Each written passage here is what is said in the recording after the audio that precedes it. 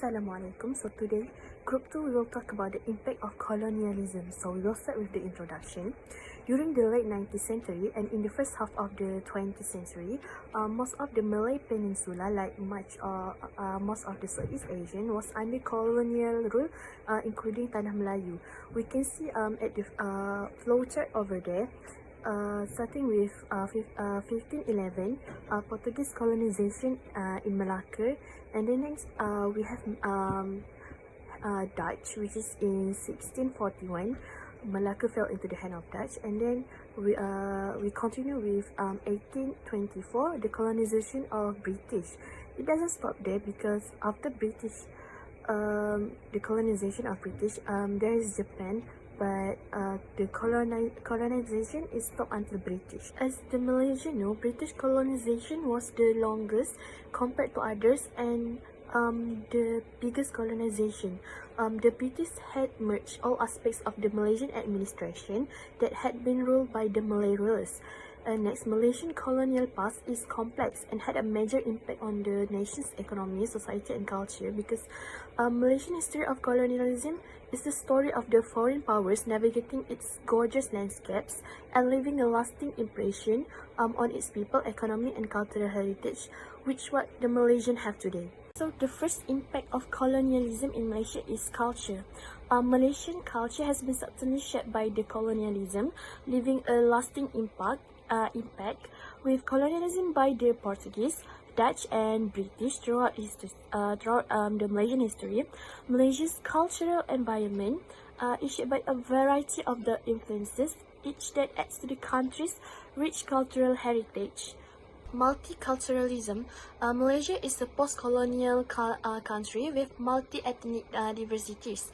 Official population data carried out in Malaysia after the independence had simply identified and categorized Malaysian based on two criteria, which is indigenous status and cultural boundaries. But the current situation right now in Malaysia, the current criterion divided Malaysians into two, which is the Bumi Putra and then Bumi Putra. And Malaysia has three main ethnic groups that make up Malaysian multicultural society, which is the Malay, Chinese and Indians. Ethnicity plays a significant role in identifying a person's religion in Malaysian society and also provide information about their affiliated political parties. The second impact of colonialism in Malaysia is in terms of economy. The need for tin increased in the early 19th century. The Chinese interests progressively gained control over the labor-intensive mining sector, which was centered around the states on the peninsula's west coast. 78% of Malaya's tin was produced by Chinese-owned mines in 1910. British interest in gaining control of the country's tin ore output through large expenditure in capital-intensive dragging machinery. There was very little ownership and involvement by Malay and Indian people in this sector. In the second decade of the 20th century, rubber surpasses tin as Malaya's top export. 3/5 of Malaya's planted area was owned by British interests in 1913. 1.1 million rubber planted acres in the Federated Malay States in 1924 and 55% were on estate owned by Europeans that spanned 100 acres or more, 9% on Asian-owned estates and 9% on planters of different nationalities. Malays, who were primarily smallholder, typically held 25 acres or less. Malaya's economic growth during the colonial era primarily benefited British capitalists and a very limited group of entrepreneurs. This also led to huge income and wealth disparities resulting from the exploitative and extractive of nature. The next impact of colonialism is residence system. So residence system was introduced in 1874 to 1895, which take around 21 years.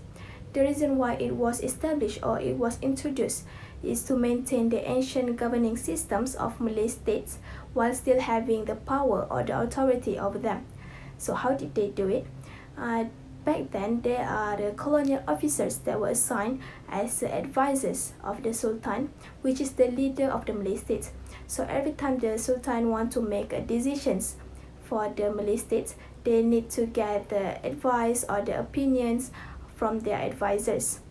So how about the selections of the residents of the colonial officers? So the selections of the residents is based on their qualifications, based on their experience, and also the fit for the positions to see if they are suitable for the positions or not. And the resident system also gave a great impact on the Malaysia's conventional government institutions. For instance, the change of power dynamic. So as a result, the Malay monarch and also the traditional elites become rely on them, which is the colonial officers whenever they want to manage the Malay states. Lastly, the impact of colonialism is health. In terms of health, British had introduced modern healthcare facilities including hospitals, clinic, and medical school.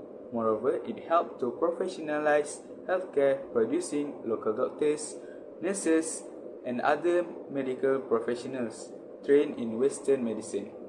And the British also implemented public health measures to control and reduce the disease such as malaria, cholera, smallpox, and tuberculosis. In conclusion, the impact of colonialism in Malaysia has positive and negative impacts. There are some changes to the politics, economy, culture, and health. For instance, colonialism in Malaysia brought some modernization and advancement in health sector.